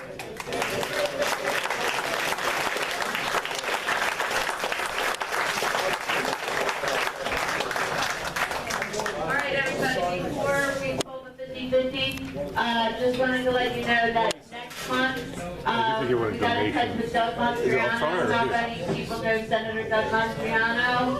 Oh, okay, he's coming next month to speak to us. And also this Saturday, if anybody wants to come, we're having a huge GOP picnic at St. Benedict's Picnic Grounds, right on Route 10 in Milton. Thank you. And it's a beautiful picnic area, and all you have to do is bring a dish or bring a dessert. And it starts at 12:30 on this Saturday. So if anybody wants to come to the picnic, guess what? There'll be a lot of representatives there, and me. So we'll do what Sam wants us to do, and get after them, okay? Thank you. Okay, we're going to hit the 50-50 raffle. It's $155.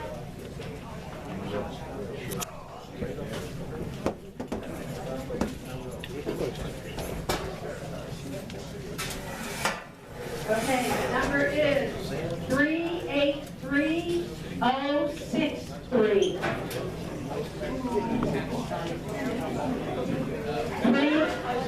You got it.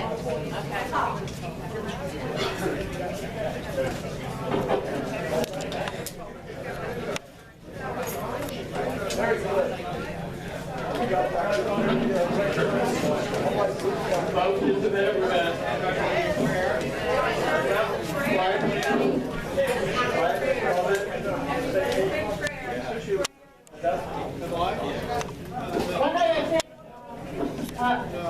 No, we'll have two more numbers to have a little prize back.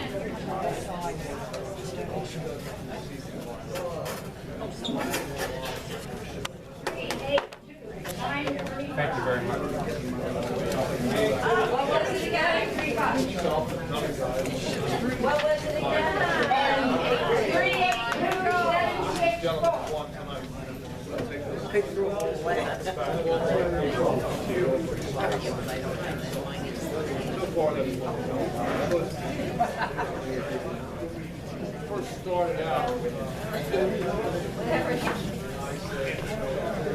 sales will get to walk a little bit if you have to feel so that's what I thought seems to be working.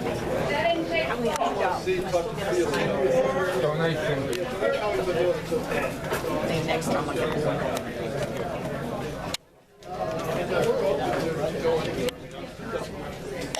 nobody has seen like Donation. nobody.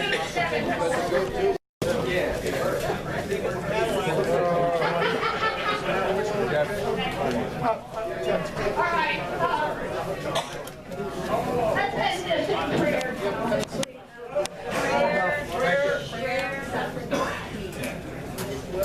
Lord, We got a few left. bless us all. Keep us safe going home. And let's try to remember the messages that we received today and act on them as we can. Lord, we thank you for everything you've done for us, and we pray that What do you want all come back safely again. Good, Pat. Yeah, thank you. Stay safe. Amen.